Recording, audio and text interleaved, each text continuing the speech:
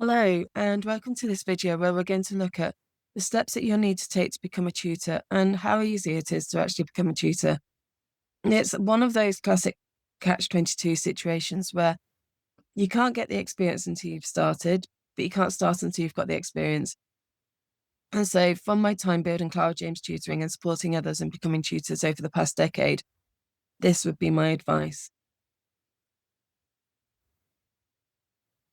Step one, stop and think about why you want to become a tutor. Define your why. What's motivating you to tutor? Is it the flexibility? Is it passion for a subject? Is it making a difference? Why do you want to tutor? Is it just for the easy money? Or do you have a passion for a subject and you want others to love it in the same way that you do? Maybe it's because you've been teaching in the classroom, and although you love the children, you love the job, the politics and the stress are now proving too much and it's time to move on. And this seems like the perfect opportunity. Or is it the dream of making easy money while working for yourself? No constraints, no boss, just you doing your thing. If that is your reasoning, please can I suggest at this stage that you read Is Tutoring Easy Money? Another thing you need to consider is, are you looking for a side hustle or to build a full-time business? Maybe you're not trying to change the world and make a fortune. You might simply want to support a few individuals each week. Give them your full focus without spreading yourself too thin. And as with all these questions, there is no right or wrong answer, just things to consider before you throw yourself in. Okay, decide what you want to tutor. What subject do you feel confident in tutoring? This probably seems like a basic, straightforward question that requires very, very little thought. I want to be a French tutor, a history tutor, a maths tutor. But think about it on a deeper level. What age group would you like to work with? Because knowing exactly who you want to tutor will be one of your biggest assets.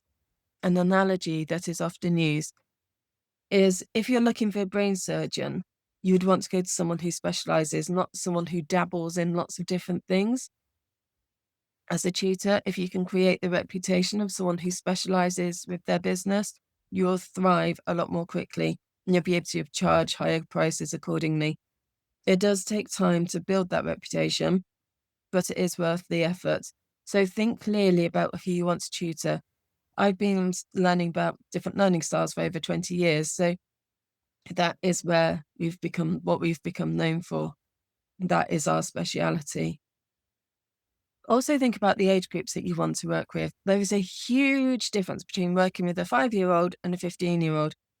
And there's also, again, a difference between how you would support a 55-year-old, for example. The resources you prepare, your knowledge, your energy levels, etc. One of the first lads I ever worked with, really lovely lad who was on the autistic spectrum. And every week our lessons would revolve around playing games. And each time he won, which he inevitably did, we'd have to throw our arms in the air and celebrate and cheer and clap and everything else. And I loved those lessons. But by the time you'd finished, you were both mentally and physically drained. However, on the whole, even though you may play games against an older child, they're generally calmer. There is less of an emotional involvement in that respect. Another consideration is, are you going to tutor online, in person, or both? Where are your lessons going to take place? As with most things, there are pros and cons to each scenario.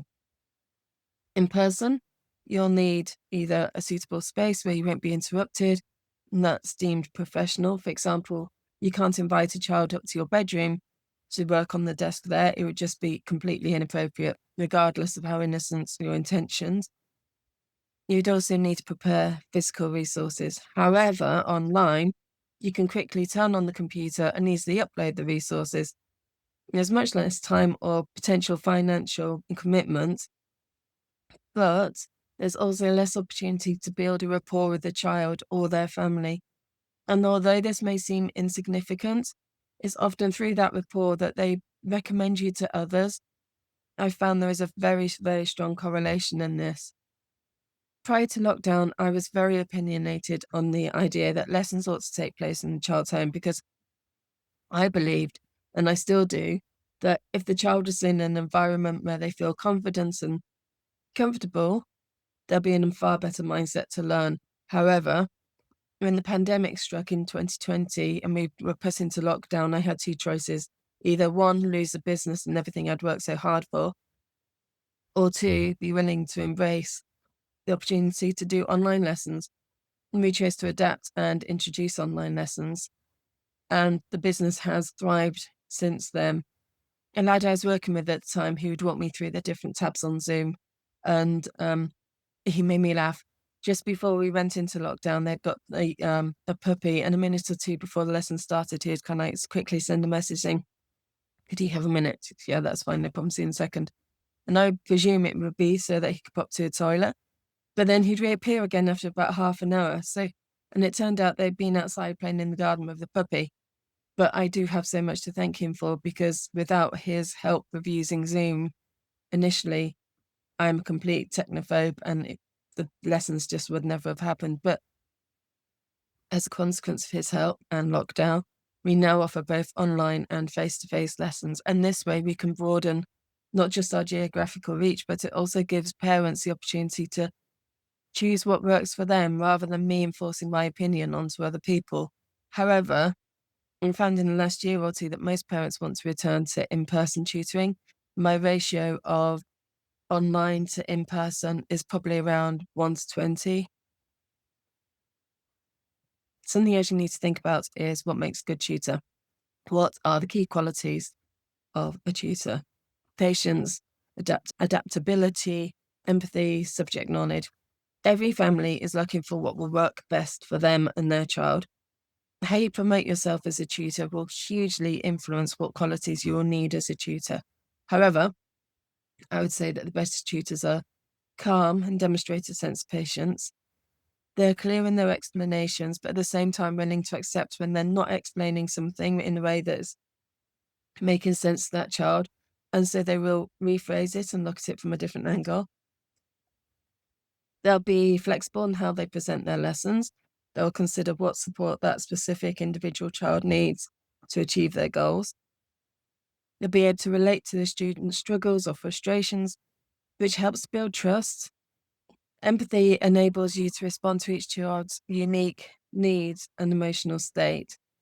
And remember that every student is different, so you need to be able to tailor your approach to meet the needs and learning style of that specific individual, making lessons make sense and be engaging and as effective as possible for that one child. And you almost need to be like a chameleon and adapt to what is happening around you. Each student you're working with is like taking on a different role in a play so that it's suitable for their understanding. A solid understanding of the subject matter is essential, because that way you can answer questions confidently and explain concepts in various ways. Though there will be times when you ask questions that you don't know the answer to, and that's fine as well. Work it out together as a team, or tell them that you'll find out the answer for next time. That's perfectly fine. And it's okay to be honest and admit that nobody knows everything. And an ability to explain complex ideas in simple terms, ask helpful questions, and actively listen and understand where they might need extra help. You'll need a positive outlook. You'll need to be organized. When a student is struggling, you need to think creatively to find an alternative explanation or strategies that will help them understand it better.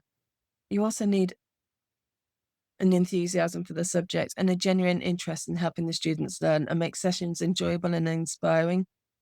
Finally, you need commitment and reliability. Think about your tutoring style. Are you academically rigorous, or are you more creative, or do you use visual aids, or a mixture of everything, depending on who you're working with? Because I'm a firm believer in variety. When I was studying dyslexia and different learning styles, something I learned was that if we just keep giving someone more and more of the same thing to do, we're helping them to create one memory. However, and when you're sat in an exam, or your brain just doesn't work in a linear fashion, your brain has only got one place to go to where it will find that piece of information. Whereas if you use multiple different resources, you're helping them to create multiple memories, so that when their brain is trying to find that information because they're stressed, because the teacher's just picked on them, or whatever the reason is, there's more places for it to go to actually find it, so they're more likely to be successful. So, because of this, I always have a variety of resources with me. It might be plain paper to create a how to solve revision sheet. It might be exam style questions or worksheets for those who want them. It could be a range of games or code breakers, etc. And I allow the child to choose what they'd like to do. And this gives them ownership of the lesson, and it helps them to find the resources which will be most beneficial to their learning style and keep them more engaged and potentially boost their confidence.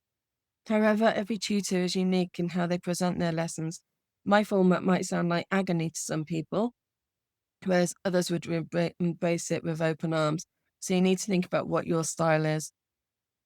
You might be thinking that games are okay with little kids, but what about older teenagers or adults? Well, a few years back, I worked with a particular lady and she wanted to go to uni in order to become an occupational therapist. But in order to achieve that, she had to get onto the access course first. And that involved, amongst other things, a maths exam. She struggled with dyslexia and dyscalculia and numerous other things that I wasn't actually aware of at the time. When she got in touch at the beginning of the summer holiday, she'd just sat the maths exam or the test to get onto the access course, and she'd failed. And so she'd asked if the college if they would give her a second opportunity. And college's initial reaction was pretty much, "You'd be wasting our time, so no." But she'd argued her corner, and in the end they'd relented and said that if she could, they'd give her one more opportunity at the end of the summer holidays. And if she failed, that was it. She was out, no going back. And so that's when she got in touch. And if I remember rightly, I used to go around twice a week.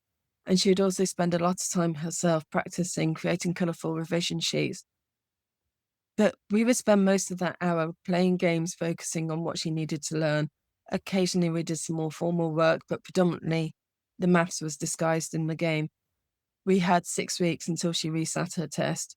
And I have never met anyone work as hard as what she did.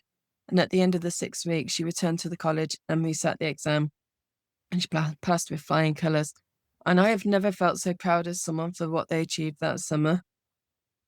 And I then supported her through the access course, and at the end of it, she set up to university to become an occupational therapist. But apparently she'd sit there in the lessons feeling really smug, knowing that the college staff didn't think she was up to it. But with pure hard work and dedication, she had achieved her goal. And I have to say, she is one of the most inspiring people I have ever had the fortune to meet. And most of the learning was based on playing games and building up her confidence. Everyone is looking for something different. So do what works best for you, what you believe in. It will work for someone, and you'll feel much more confident in presenting it in the way that works best for you. The next thing is you need to understand the legal and practical requirements. So do you need a DBS check? Although this is not a legal obligation, I would highly recommend it that you get one, as it shows that you're professional as well as honest, suitable to work with children. And most families will ask to see it. I use a company called UCheck, and at the time of recording this, they charge around £66 for the check. What are the informal versus formal requirements in the UK? At the moment, there are no formal requirements to become a tutor in the UK. It is open to anyone from 16 to 96 and beyond. And if you feel you have what it takes to become a tutor, there are no constraints. Do you need insurance or to register as self-employed? I would suggest that you register as self-employed and get a business bank account.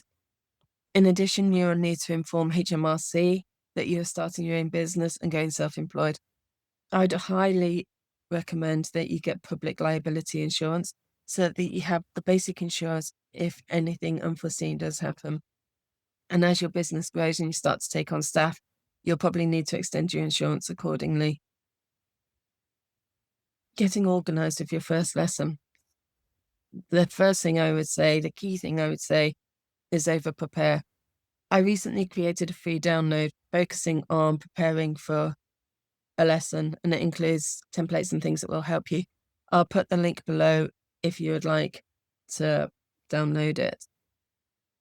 In order to prepare for the first lesson, I would suggest that you spend a few minutes thinking about what the parents have told you about the child and their requirements. Prior to meeting the child, it is probable that this will be the only guidance that you have for working with them. Think about what it is that you've agreed to focus on initially. It might be something very specific, such as subtracting negative numbers or solving simultaneous equations. Or it might be something much vaguer, like maths, please. Try to get it as concise as you can. Years ago, I went to a family, and the mum had phoned and said that her lad was dyslexic and very much behind in maths. And I knew the family vaguely. I'd worked with the dad. And then not long afterwards, they had brought my family home that I'd lived in as a child. And then probably 10 years later, my lad had ended up being their son's primary school year 6 mentor. And because there was this very loose connection in the past, the mum said she would rather get straight into the lessons rather than wasting time meeting up first. And that the boy was a long way behind.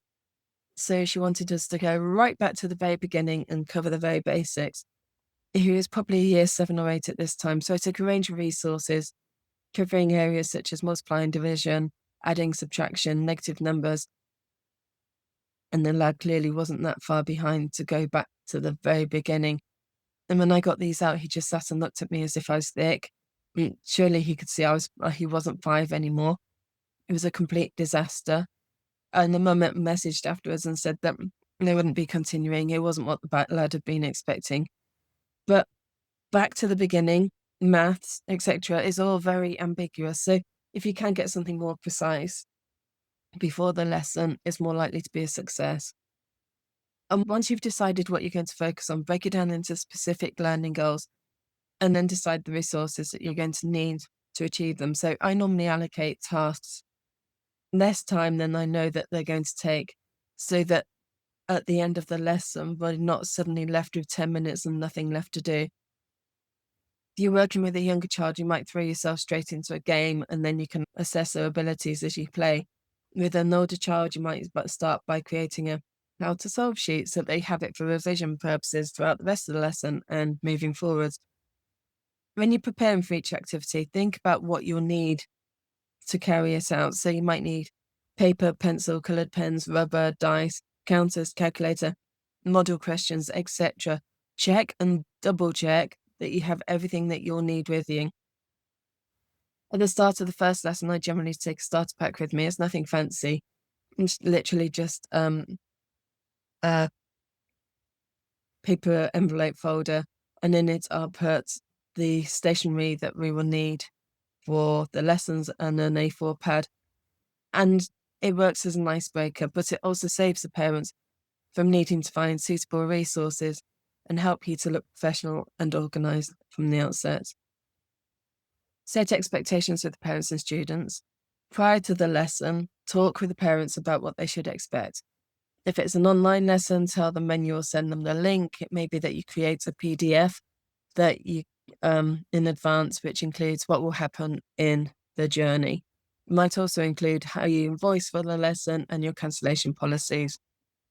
When I start the lesson, I always explain to a child, this is what else I have with me. If it's too easy, too hard, or just not what you wanted, let me know and I'll happily change it for the next time.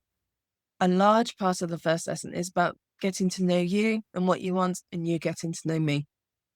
And at the end of the first session, I will again reinforce that if there is anything they want changing for next time, please do tell me and I'll happily adapt it.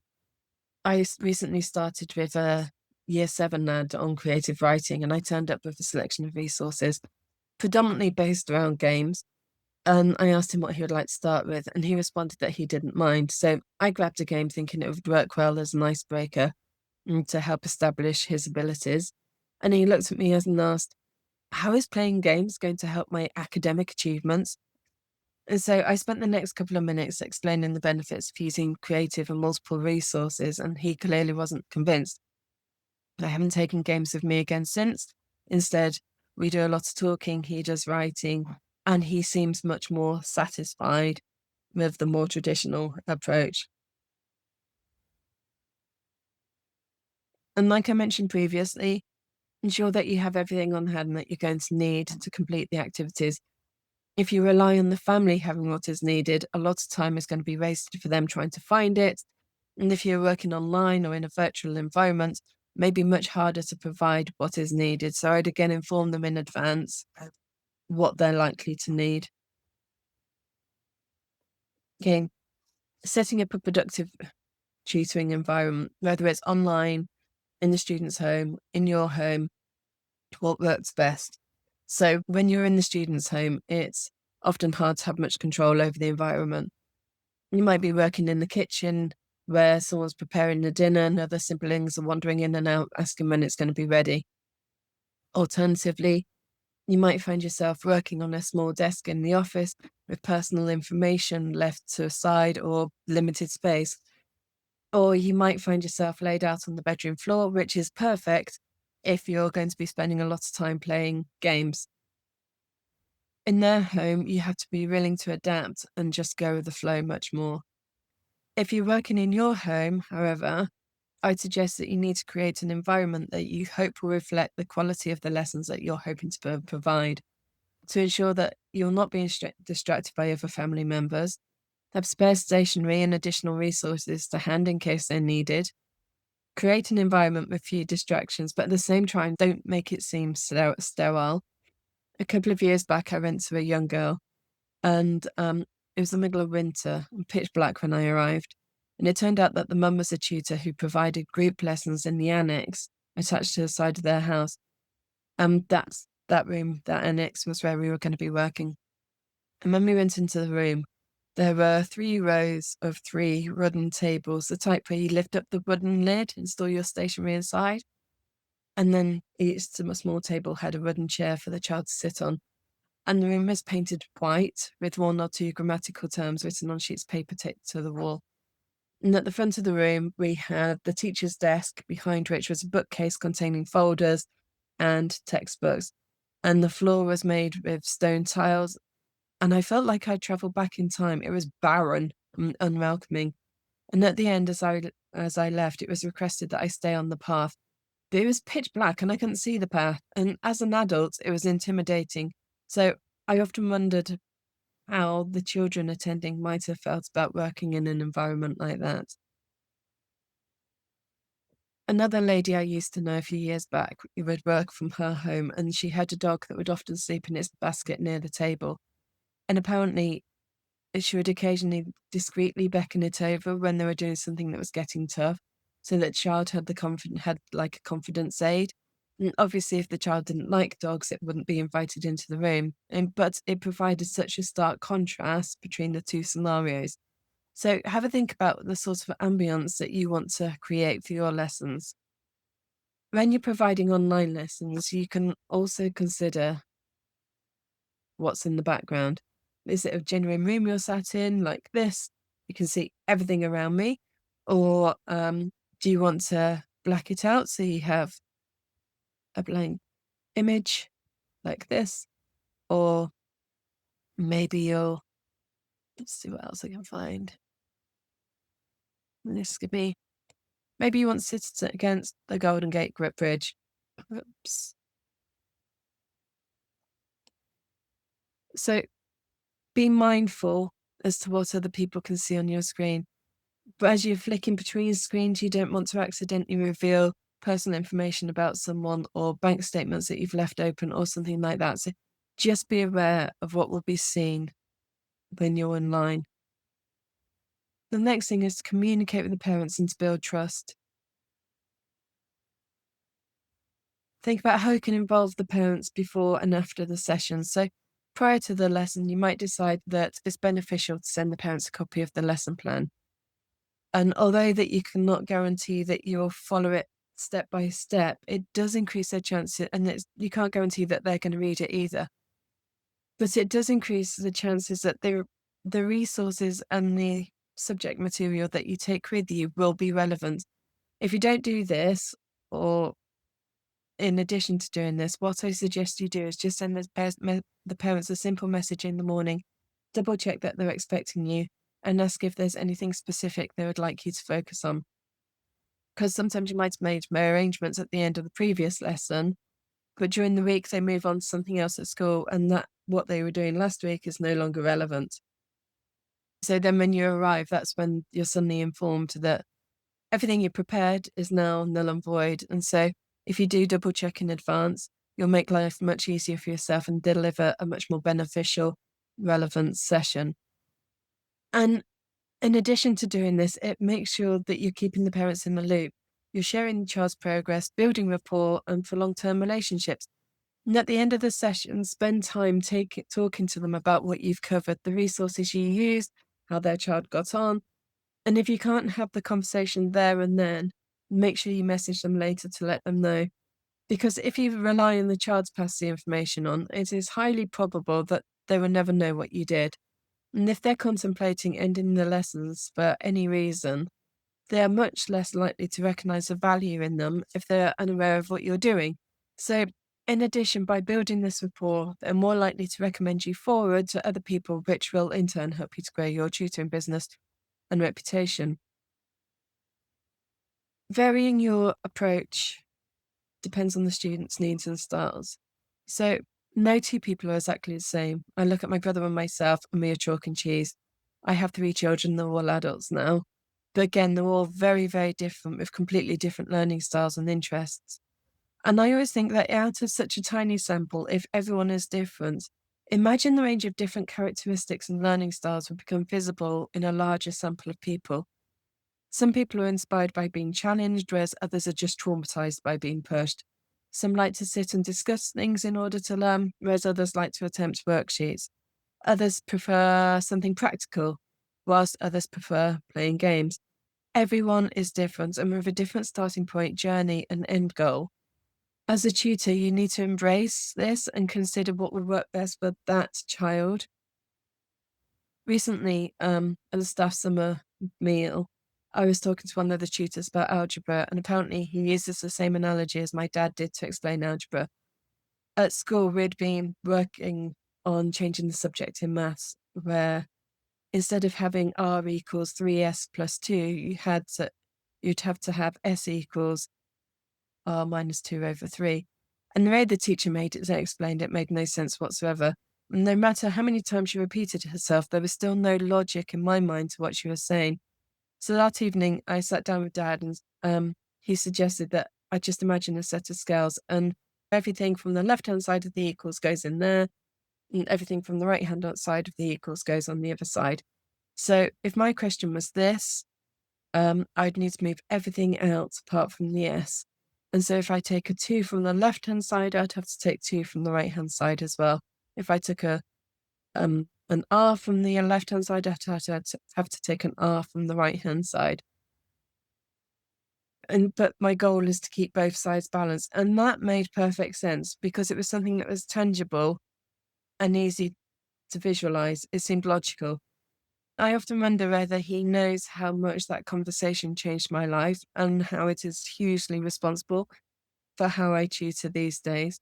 But this tutor, Neil, that I was talking to, also spoke about how he's a seesaw rather than scales, but the principle is the same. But he also spoke about how this one lad he worked with, and he was saying, "Can I play a game? Oh, can we play a game?" And the lad was, "Yeah, okay. I'm thinking of a number. I double my number, and my answer is 4. What's my number? 2. Well done. Okay. I'm thinking of a number. I subtract 2, and my answer is 6. What's my number? 8. Well done. Yeah. And they continue with similar examples for a couple of minutes, and then he said, "Saying I'm thinking of a number is getting a bit repetitive. Do you mind if I give it a name?" Okay. I tell you what, let's call it X. Okay.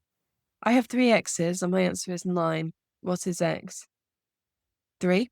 Fantastic. There you go. You have algebra. And if you start simple and build up, but always present it to a child in a way that is relevant to them and makes sense to them, you'll make your life as a tutor and their life as a student so much easier. Look at the situation from their perspective, not just your own. Deal with challenges and setbacks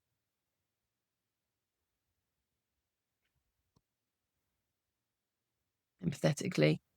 It's inevitable in life that things won't always go smoothly as you might have hoped, but try and appreciate it is sometimes hard to do.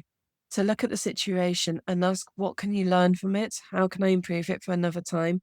I mentioned the lesson previously that I completely misread the mum's description of needing to go right back to the beginning. Another time you might think someone has it and you move on only to realize that they weren't as confident as you thought, and they're now back in the land of panic.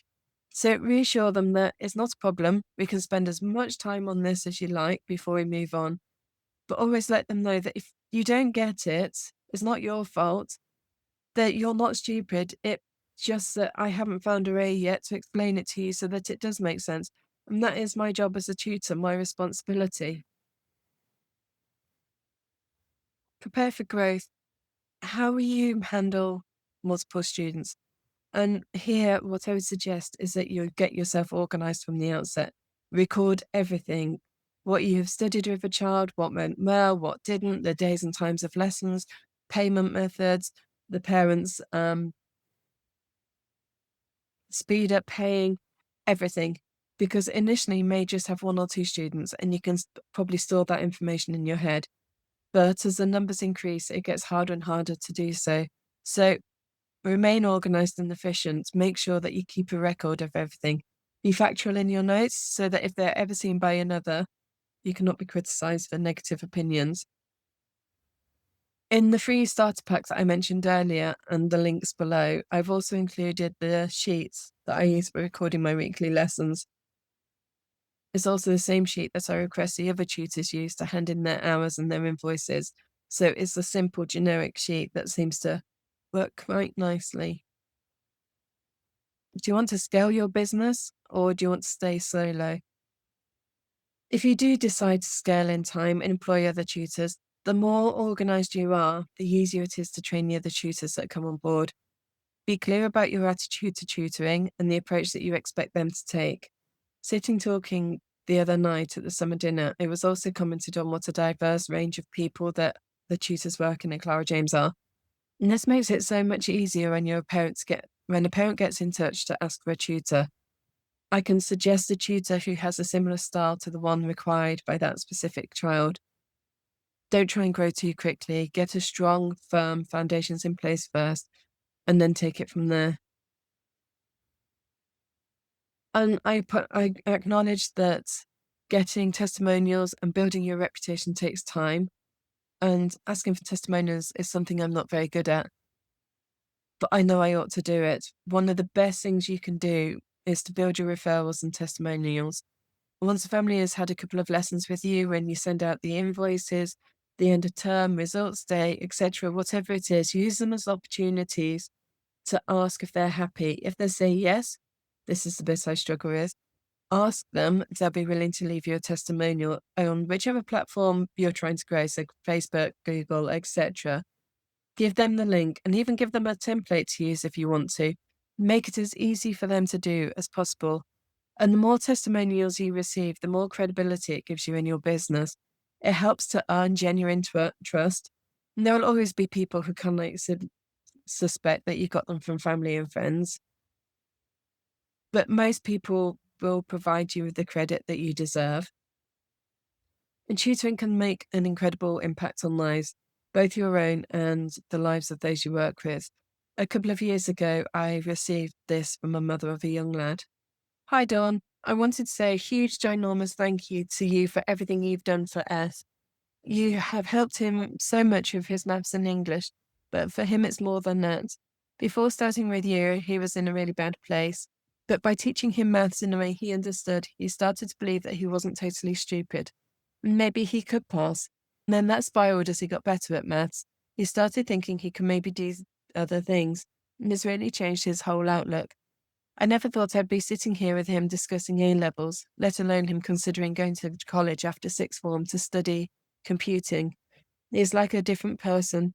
So a huge thank you from all of us, and we'll let you know how he gets on. I hope you have a wonderful summer. And he got a level 8 in maths. And that's why we do what we do as tutors. We are lucky enough to change lives of hundreds of children, and that really is a true privilege. If you're ready to take the first step in becoming a tutor, it doesn't mean having all the answers. It means being ready to help someone else find theirs. And if you're still reading, there's a reason, and it's probably that you care. You want to do this the right way. And like I've mentioned before, created the free tutor starter pack with checklist templates, practical guidance that you can download. So start where you are, use what you have, and take one full step forward today. Good luck.